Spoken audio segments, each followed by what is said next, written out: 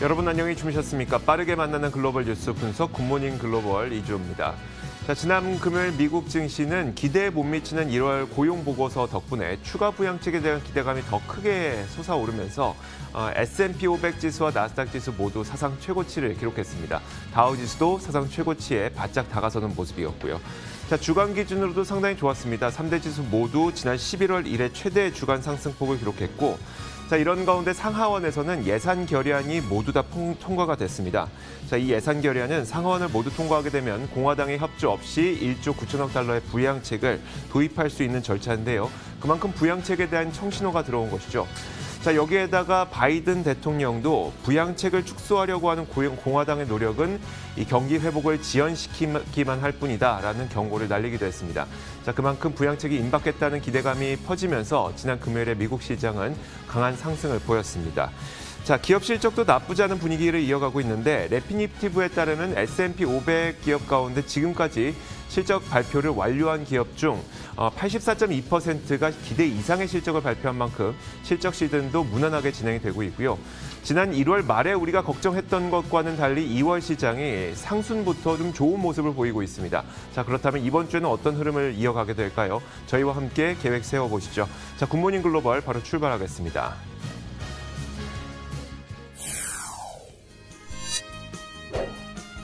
네, 지난 금요일 뉴욕 증시 마감 시황 LS 클로징 벨 나우 통해서 살펴보시죠. 5일 주요 지수는 고용 지표가 부진했음에도 불구하고 신규 부양책에 대한 기대감으로 상승 마감했는데요. 먼저 자세한 마감 지수부터 확인해 보겠습니다. 다우 지수 보겠습니다. 장중 한때 31,200선을 넘어서기도 했던 모습인데 0.3% 오른 31,148선에 거래 마쳤습니다. 나스닥 지수는 이날 상승 탄력을 조금 더 키워나간 모습인데요. 0.57% 올랐고요. 13,856선 가리키고 있습니다. S&P 500 지수는 이날 15포인트 이상 오르며 3,886선에 마감했습니다. 이렇게 S&P 500과 나스닥 지수는 사상 최고치를 경신했는데요. 그렇다면 금요일 시장이 주목한 이슈 확인해 보겠습니다. 세 가지 키워드를 꼽아볼 수가 있겠습니다. 고용 지표와 신규 부양책, 그리고 주요 기업의 실적이 될 텐데요. 우선은 부양책 상황부터 확인해 보겠습니다. 이날 미국 상원에서도 대규모 부양책에 대한 예산 결의안을 가결했습니다. 바로 이 예산 결의안을 통해서 공화당의 동의 없이도 대규모 부양책을 추진할 수 있는 건데요. 예산 결의안은 의회에서 과반의 동의만 획득해도 부양 법안을 수립할 수 있게끔 하는 조치가 되겠습니다. 상하원에서 이제 금요일 예산 결의안이 모두 가결되면서 투심을 지지했는데요. 이제 민주당에서는 보다 구체적인 법안 마련에 나설 것으로 보입니다. 낸시 펠로시 하원의장은 2주 내로 새로운 부양 법안을 상원에서 통과시키는 것이 목표라고 말한 상태고, 또 바이든 대통령 역시 공화당의 동의를 원하기는 하지만 협상에 협의할 시간이 없다면서 시급성을 거듭 강조했습니다. 특히나 기존 부양책의 실업급여 지원이 오는 3월 중순에 종료되는 만큼 민주당은 이때까지는 새 부양책 도입을 완료하겠다는 입장입니다. 한편 노동부가 발표한 고용지표는 다소 실망스러웠습니다. 1월 비농업 부문 고용이 4만 9천 명 증가를 기록했는데 이는 시장 예상치 5만 명 증가에 못 미치는 수준이었습니다. 게다가 지난해 12월 신규 고용도 하향 조정되면서 부담 요인이었는데요. 다만 실업률은 크게 개선이 됐습니다. 12월 실업률은 6.7%에서 6.3%로 낮아졌고 또 전문가 예상치도 하회하는 수준이었습니다. 고용 지표가 전반적으로 기대보다 부진하긴 했지만 부양책의 필요성을 키운다는 관점에서는 긍정적인 효과도 기대가 되고 있는데요. 그런 가운데 양호한 기업 실적은 추가 상승에 대한 기대감을 자극하고 있습니다. 지금까지 실적을 발표한 S&P 500 지수 포함 기업들의 84% 정도가 예상보다 양호한 순이익을 기록한 것으로 집계됐습니다. 여기다가 올해 상반기 기업 실적에 대한 기대치도 상향 조정되고 있는 양상입니다. 업종별로는 이날 10개 업종이 상승한 가운데 기술주만이 0.2% 하락했고 커뮤니케이션과 소재가 1%대 가장 크게 올랐습니다. 종목별로는 존슨앤존슨이 FDA에 백신 긴급 사용 승인을 신청했는데요. FDA는 오는 26일에 전문가 회의를 열어 해당 백신을 평가할 예정입니다. 그러면서 존슨앤존슨의 주가 이날 1.52% 상승 마감한 모습입니다. 마지막으로 한 주간의 전망까지 살펴보겠습니다. 이번 주 뉴욕 증시는 부양책 진척 상황에 촉각을 곤두세운 채 등락할 전망입니다. 부양책 업데이트 사항은 당분간 계속 주시를 해야 될 것으로 보이고요. 제롬 파월 연준 의장의 강연은 10일에 예정이 되어 있습니다. 여기서 파월 의장이 추가 완화 가능성을 제시하느냐 여부가 관건이 되겠습니다. 실적을 발표하는 기업으로는 시스코와 트위터, 우버, 그리고 코카콜라가 있으니 참고해야겠습니다. 주간 기준으로 지난 한 주간 다우지수는 약 3.9% 상승, S&P 500과 나스닥 지수는 각각 4.7%, 6% 오르며 11월 이후로 가장 큰 주간 상승률을 기록했습니다. 뉴욕 증시 마감 시황 전해드렸습니다.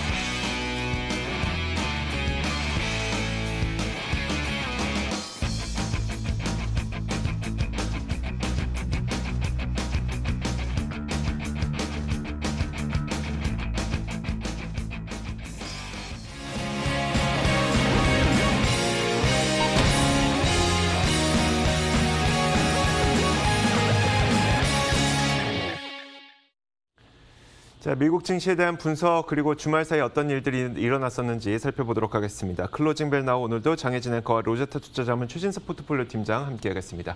어서 오세요.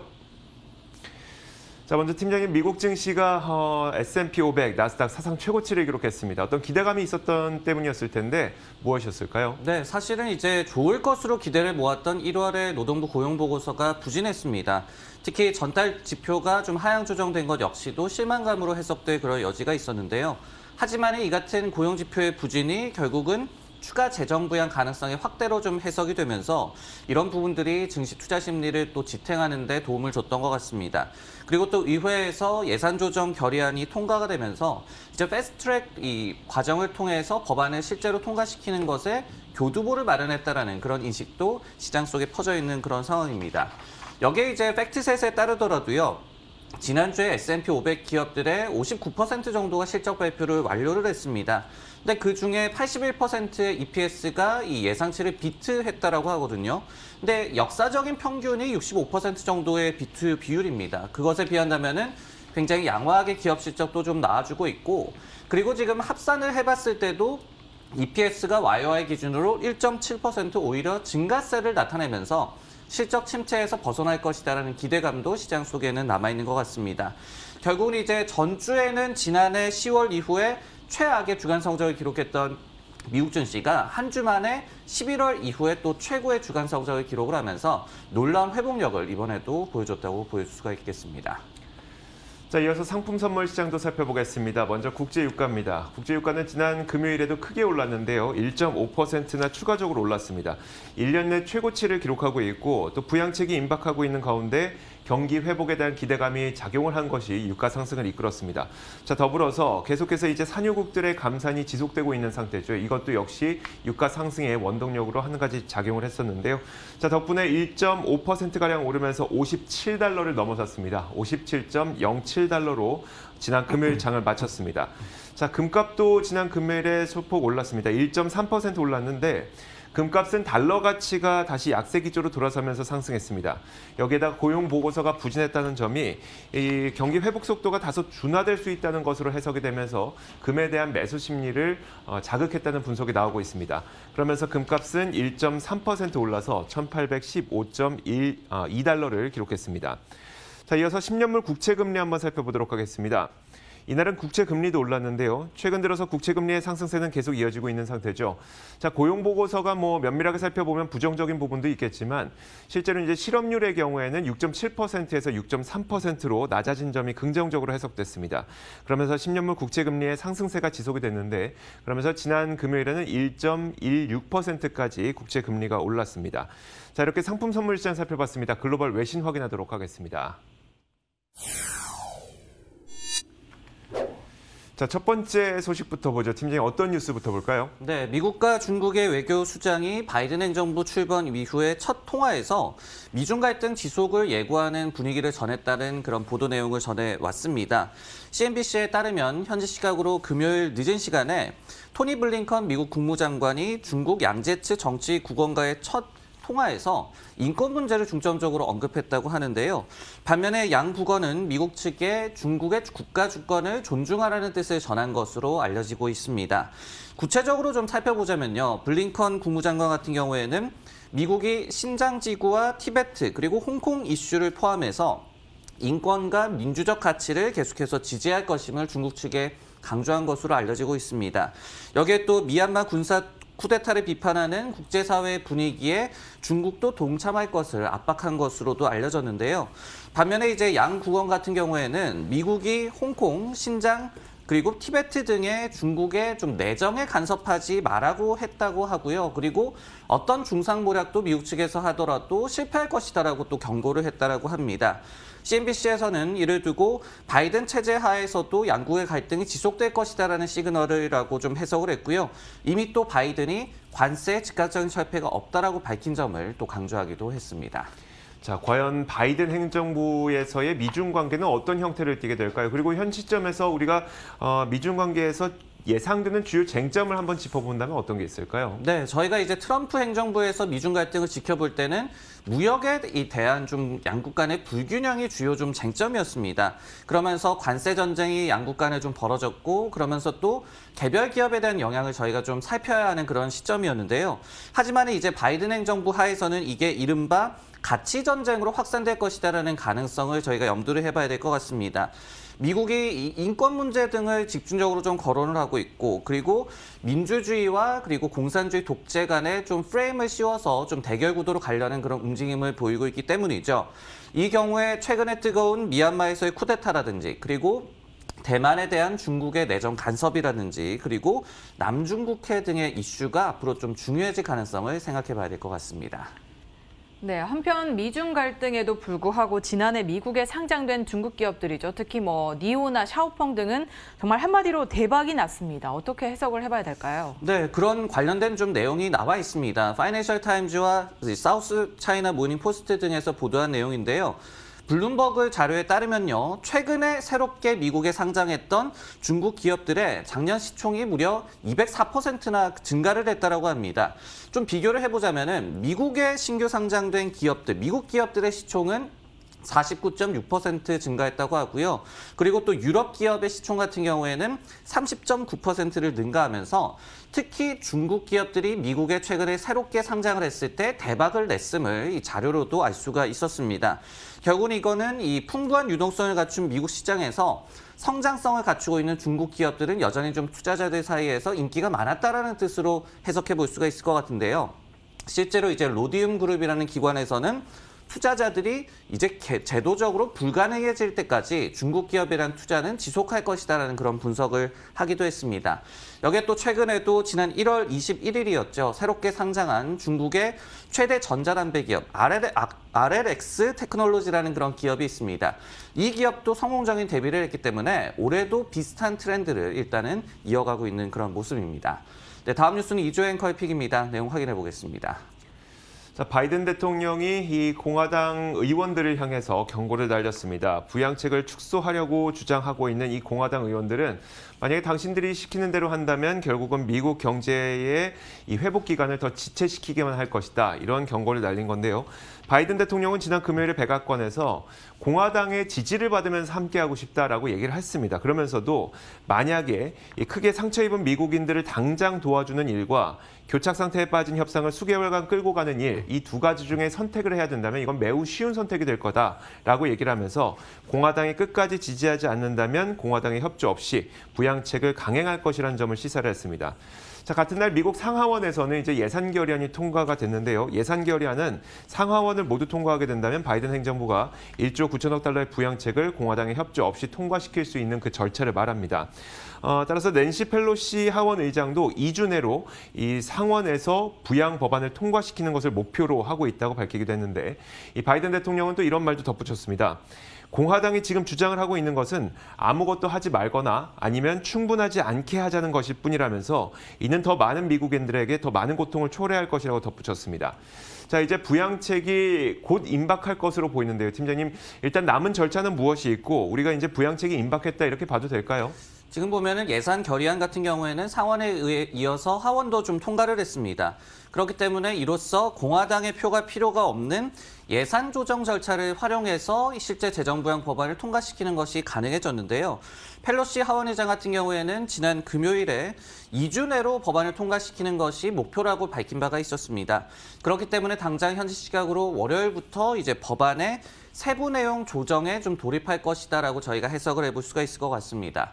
그렇다면은 이 시점에서 왜 매번 이 의회가 이 같은 방법을 쓰지 않았나, 이 부분에 대해서 좀 의문이 생길 수도 있을 것 같습니다. 근데 이 같은 예산 조정 절차 같은 경우에는 회계 연도 중에 딱 한 번만 쓸 수가 있다라고 하고요. 그리고 세금과 재정 지출에 관련된 법을 개정할 때 또는 이제 조정할 때만 가능하기 때문에 이제 이번에만 좀 쓰는 그런 양상이 나타나고 있습니다.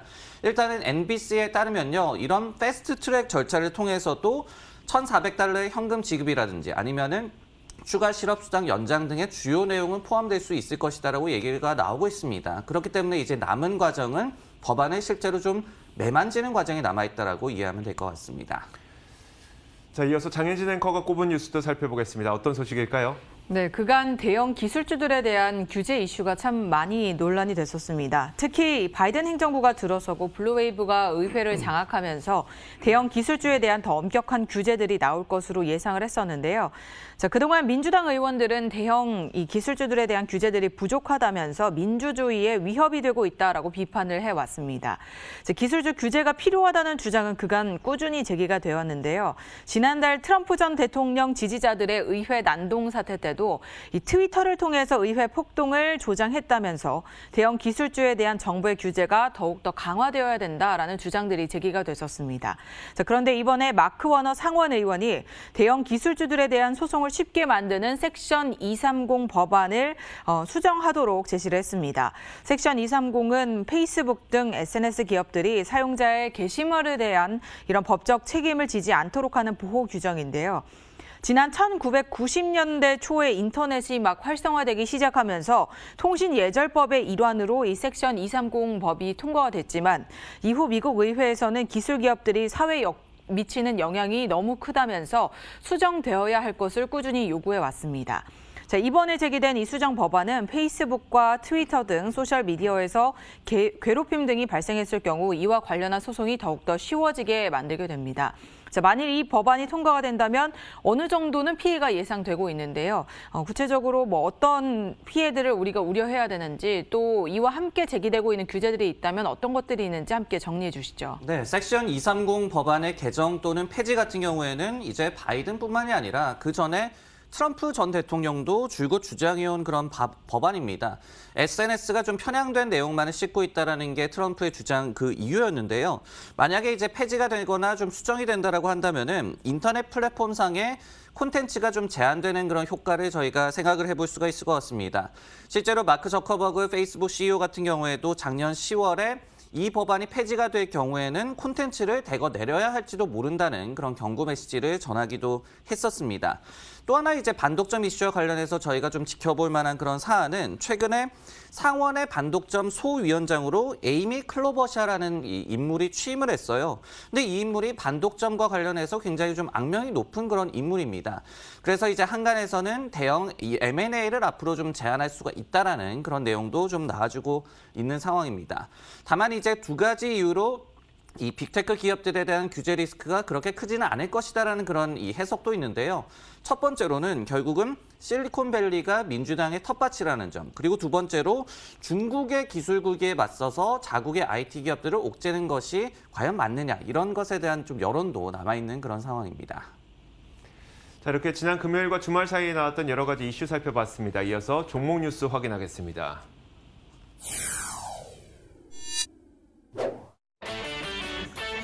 블룸버그에서 애플이 현대차와 전기차 논의를 잠정 중단한다는 보도가 나왔습니다. 빌닷컴이 시장 기대치를 뛰어넘는 실적을 발표하면서 지난 금요일장에서 주가가 22%나 급등했습니다. 마지막으로 디즈니 플러스가 디즈니의 마법의 성을 지켜낼 수 있을까요? 오늘 11일 실적을 발표하게 됩니다. 자, 첫 번째 종목 뉴스 살펴보겠습니다. 사실은 이 뉴스가 사실이라면 굉장히 우리에게는 좀 충격적일 수도 있는 소식인데요. 팀장님 어떤 내용일까요? 네, 당장 가셔야 될 것으로 보여졌던 애플의 전기차 개발에 좀 암초를 만난 것으로 보입니다. 블룸버그에서 애플과 현대차 간의 전기차 논의가 잠정 중단됐다라고 보도를 했는데요. 블룸버그는 양사의 협상이 잠정 중단됐으며 재개 여부와 그리고 언제가 이 재개가 될지에 대해서도 모두 불투명하다라고 내용을 전했습니다. 그리고 애플이 타사와도 관련된 계획을 계속 논의 중이다라는 내용 역시도 보도 내용을 통해 전했습니다. 현대 측에서는 지난달에 성명을 통해서 애플카 파트너십 관련된 논의를 진행 중이라는 점을 좀 시사한 바가 있었죠. 그리고 이후에 관련 보도가 쏟아져 나왔었고 최근에는 애플이 기아차에 36억 달러를 구체적으로 투자한다라는 그런 소식이 전해지기도 했습니다. 하지만 이제 중단 소식으로 이 같은 좀 이 진행 과정이 뒤집힌 셈이 되고 있는데요. 블룸버그에서는 다만 논의가 재개가 된다라고 한다면은 기아차가 여전히 자신들의 조지아 공장에서 애플카를 생산할 확률이 크고 기아 측에서도 그러려고 할 것이다라는 그런 내용을 덧붙이기도 했습니다. 애플과 현대기아차의 그 협업은 거의 기정사실처럼 되어 가고 있었는데 갑작스럽게 이게 협업을 중단한다고 밝혔던 이유는 뭘까요? 또 앞으로 예상되는 시나리오까지 정리해 주시면요. 네, 일단은 블룸버그 보도에서 밝히기로는 애플이 논의 사실의 사전 유출에 좀 화가 났다, 업셋이라는 그런 표현을 쓰고 있었습니다.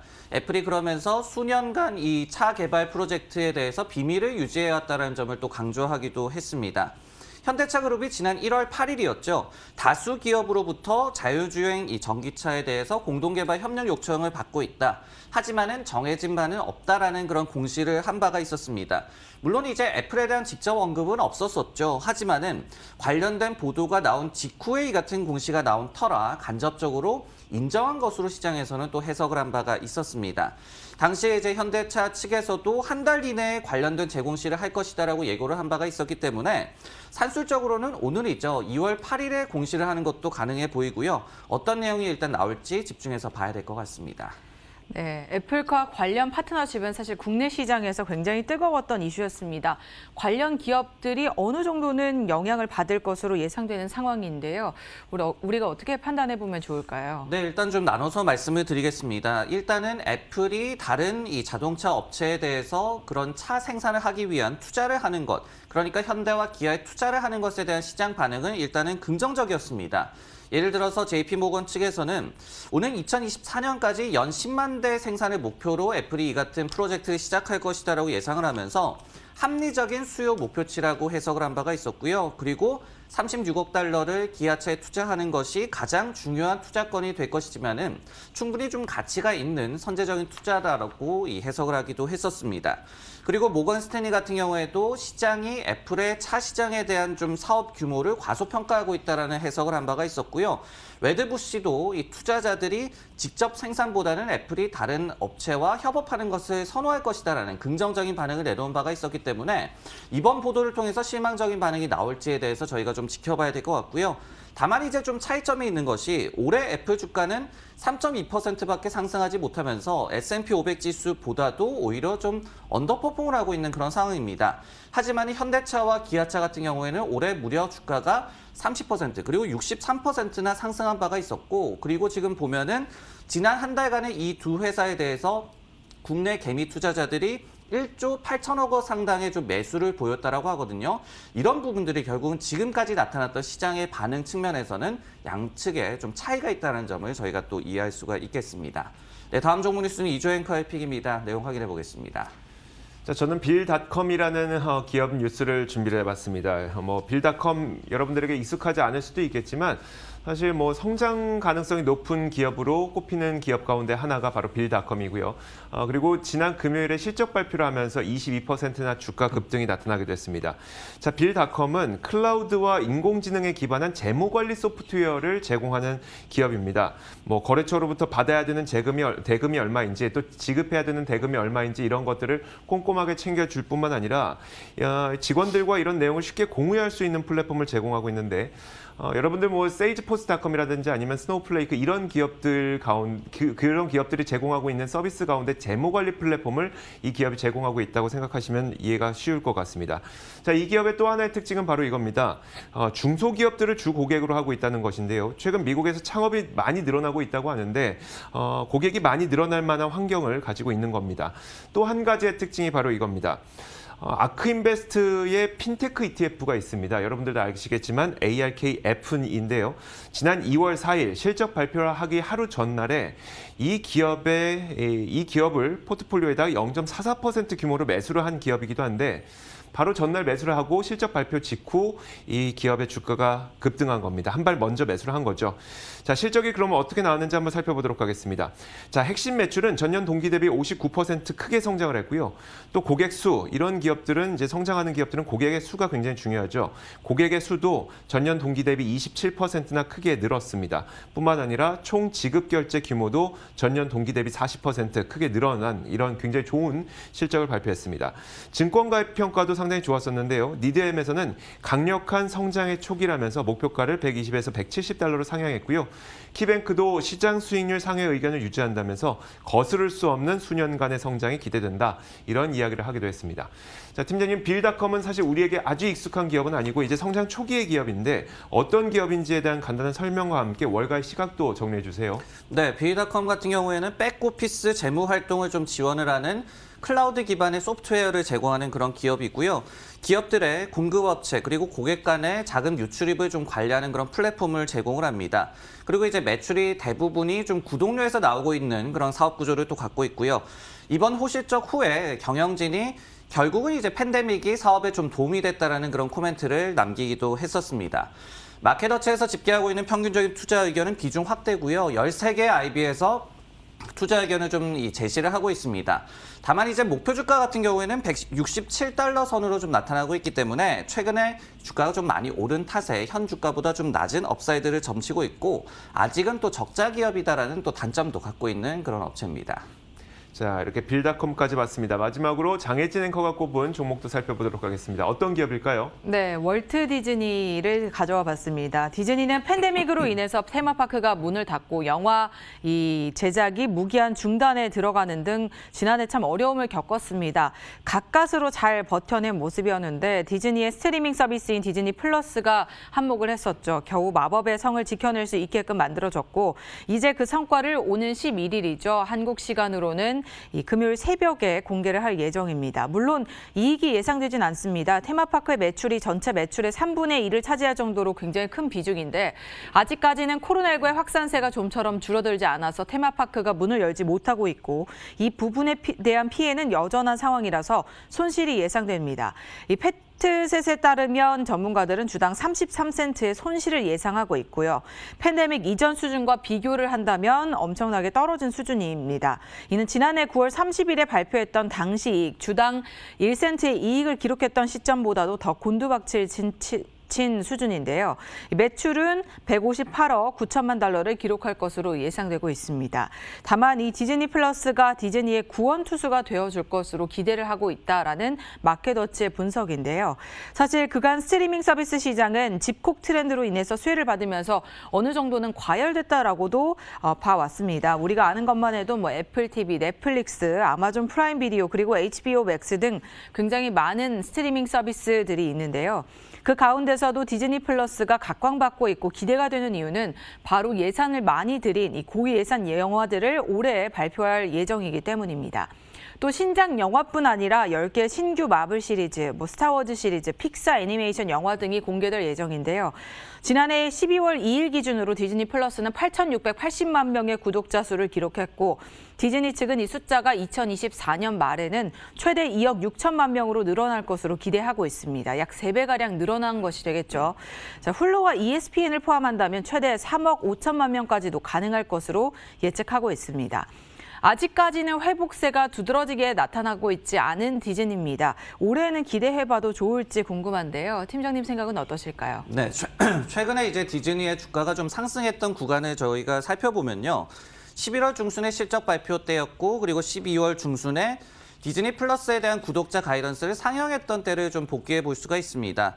그렇기 때문에 이번에 실적 발표를 통해서도 디즈니 플러스의 가입자 트렌드와 관련한 호재가 나타난다라고 한다면은 주가에 좀 반응이 나타날 것이다라는 점을 저희가 예상해 볼 수가 있는데요. 하지만은 디즈니 플러스 이 사업 같은 경우에는 오는 2024 회계연도, 그러니까 2024년 9월에 가는 그 회계연도에 가서야 좀 흑자를 내는 그런 사업입니다. 그러다 보니까 당장의 이익에 도움을 주는 사업은 아니다라고 해석을 할 수가 있을 것 같고요. 결국은 이제 지난 분기에 YOY 기준으로 50에서 60%씩 감소를 했었던 영화라든지 테마파크 부문에서의 회복이 결국은 이번 실적 발표에 좀 중요한 그런 요소라고 보여집니다. 자, 이렇게 지난 주말 사이 그리고 금요일에 있었던 여러 가지 글로벌 뉴스와 종목 뉴스 살펴봤습니다. 지금까지 장혜진 앵커, 로제타 투자자문 최진석 포트폴리오 팀장 함께했습니다. 고맙습니다.